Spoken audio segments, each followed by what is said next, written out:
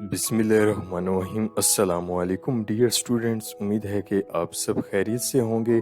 जैसे कि आपको मालूम है कि 10th क्लास का जो रिज़ल्ट है वो 14 सितंबर को अनाउंस होना था। फिर क्यों नहीं हुआ, इसके पीछे जो है वो क्या रीज़न थी जिसकी वजह से जो है वो मैट्रिक का रिज़ल्ट जो है वो पोस्टपोन कर दिया गया, और हुकूमत की जानिब से कौन सी नई तारीख जो है वो अब मुकर्रर की गई। तमाम तफसीलात जो है वो हम आपको इस वीडियो में बताने वाले हैं। तो आप लोगों से गुजारिश की जाती है कि आप लोग वीडियो को एंड तक ज़रूर देखिएगा, ताकि आप लोगों को जितनी भी तमाम इंफॉर्मेशंस हैं, जितनी भी तमाम डिटेल्स हैं, ताकि हम आप लोगों तक आसानी से पहुंचा सकें। तो सबसे पहले हम बात करते हैं कि रिज़ल्ट के ना आने की वजह क्या थी।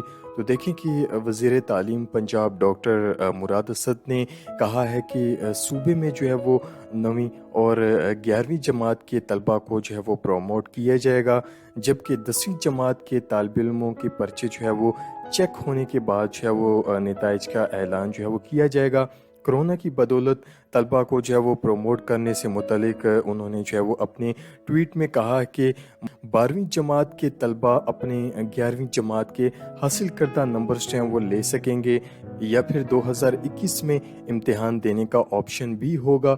जो तलबा 10वीं और 12वीं जमात के इम्तिहानात नहीं दे सके, इनके नताइज जो हैं वो 9वीं और 11वीं जमातों के नताइज की बुनियादों पर दिए जाएंगे, बशर्त ये कि वो तमाम मज़ामीन में जो है वो पास हों।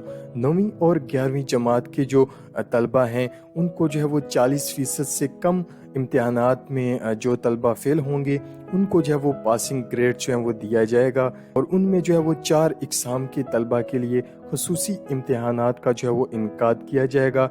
4 इकसाम में वो तलबा जो ग्रेड जो है वो बेहतर करना चाहते हों, जो कंपोजिट इम्तिहान देना चाहते हों, जो इजाफी मज़ामीन लेना चाहते हों, और जो 11वीं ग्रेड में 40% से ज़्यादा जो है वो इम्तिहान में फ़ेल हुए हों, ये तलबा जो हैं वो उनमें शामिल हैं।